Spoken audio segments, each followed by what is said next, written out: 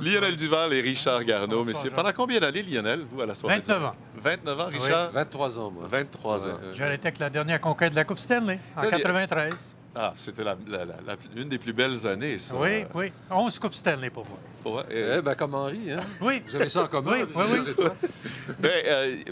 C'est comme on le disait avec Claude Meunier tout à l'heure, c'est vraiment quelque chose qui a marqué le Québec. Nos samedis soirs, depuis 1952, ne sont plus jamais les mêmes. Non, effectivement, parce que, bon, moi, en 52, j'étais pas encore à Montréal, mais on écoutait, hein? J'écoutais parce que la télévision n'a commencé qu'en 54 à Québec. Et le premier réalisateur de la soirée du hockey, que vous allez avoir, je pense, en entrevue tout à l'heure, ça a été celui qui m'a fait faire mon premier voyage à Radio-Canada, mais ça n'avait rien à voir avec le hockey, c'était à Rome pour les Olympiques. Lionel? Moi, je me souviens le samedi soir, lorsque j'avais des invités à Hull, parce que j'ai fait ma carrière là au départ, je leur disais, je vous parlerai à la fin de la partie. C'était sacré. Hein? C'était très sacré, oui. Une des grandes époques, ça a été la rivalité Québec-Nordique. Les codes d'écoute de 3 millions. Ben oui. Écoutez... Les rivalités Québec, oui, effectivement, les réalités canadiennes, les rivalités, moi, c'est le party qui me nuit un peu. Les rivalités, ça a été quelque chose d'absolument extraordinaire. Je pense que ça a été parmi les meilleurs moments de la soirée du hockey. Moi, je dis toujours, quand on me pose la question, quels ont été les meilleurs moments de ma carrière au hockey, ça a été ces rivalités-là. Et évidemment, je ne peux pas oublier la série du siècle en 72, parce que ça aussi, ça a marqué beaucoup. Mais les Nordiques représentaient une équipe intelligente. C'était du hockey, du beau hockey. C'est ce qui nous manque aujourd'hui, ce qui va nous manquer encore pendant des années, je crois, avec cette expansion. On ne gâtera pas la soirée parce que c'est une soirée bien spéciale ce soir. Les plus beaux souvenirs que vous conservez de tout ça, tous les deux? Il y en a tellement. C'est vrai qu'il y en a une foule, il y en a beaucoup. C'est bien simple. C'est la grande amitié qui existait entre l'équipe de la soirée du hockey. Oui, moi, je suis assez d'accord avec ça. Ça, c'est très bien trouvé. Et c'est ce que René disait aussi. Parce que après sa carrière, moi, j'ai continué à le fréquenter quand même assez longtemps, Lionel aussi. Et c'est ce que René nous disait. Moi, ce que je retiens de toutes ces années-là, c'est exactement ce que tu viens de dire. C'est la solidarité entre Lionel, Gilles, lui et moi, finalement. Et tous ceux qui étaient dans l'entourage de la soirée. Il y a une certaine époque aussi, les relations avec les joueurs étaient plus amicales. Et comment? Et encore aujourd'hui, lorsqu'on rencontre les anciens, cette chaleur qui nous témoigne toujours. C'est les Goyette, Rousseau, enfin, je peux en nommer un paquet, là. Ça se fait plus aujourd'hui, ça se comprend avec l'arrivée des joueurs européens. Mais le fait d'appartenir à une équipe de hockey, c'était la fierté de l'équipe. On joue au hockey pour la fierté du Canadien de Montréal et du peuple canadien-français. Et non seulement pour le salaire. Et non seulement pour le salaire. Mais ce qui aidait aussi, c'est que parallèlement, on faisait la radio. Donc, quand on faisait la radio, on voyageait forcément avec les joueurs, les mêmes avions, les mêmes hôtels, les mêmes autobus. Donc, forcément, on créait des relations jusqu'à un certain point.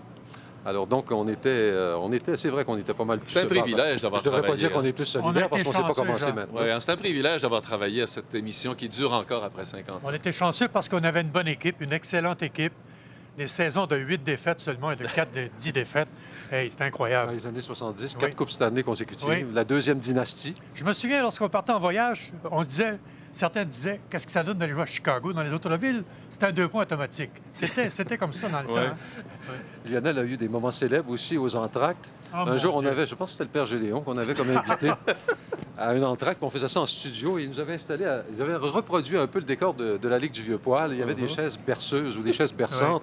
Et juste avant que que la caméra arrive sur Lionel, il a basculé. Par derrière, Il s'est retrouvé dans le décor. Il s'est retrouvé dans le décor. Oui, bien, écoutez, je vous remercie. Il y en a tellement de souvenirs. Je vais vous en montrer un beau, là. Ah oui? Oui, c'est la mémoire de René Le Cavalier, qui est encore très vive dans la mémoire collective des Québécois. René est resté très présent. Il avait toujours le mot juste, c'était un perfectionniste. Ça a été notre maître. Oui, ça a été notre maître. On a sorti un extrait d'un éditorial qu'il avait enregistré pour la soirée du hockey en 1984. Et vous allez voir que 17 ans après, c'est encore d'actualité. Voici René Le Cavalier. Bref, le hockey des années 80, de quoi sera-t-il fait? Quels sont les dangers qui le menacent? Quelle place occupera-t-il dans 5 ans, dans 10 ans? Il pourrait y avoir tout ça et combien de choses encore que l'actualité nous suggérera. Le monde du hockey est devenu une immense caravane qui ne s'arrête jamais. La soirée du hockey qui y est associée, indirectement, ne peut plus se contenter de la voir passer sans courir le risque de perdre le contact avec la réalité et, du même coup, son public.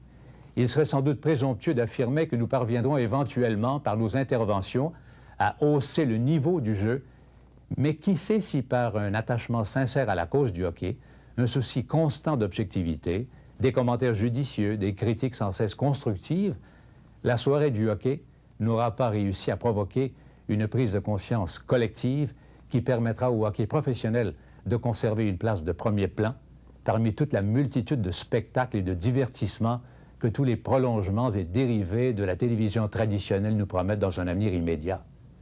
Rien ne peut mieux assurer le succès de la soirée du hockey que le succès du hockey lui-même.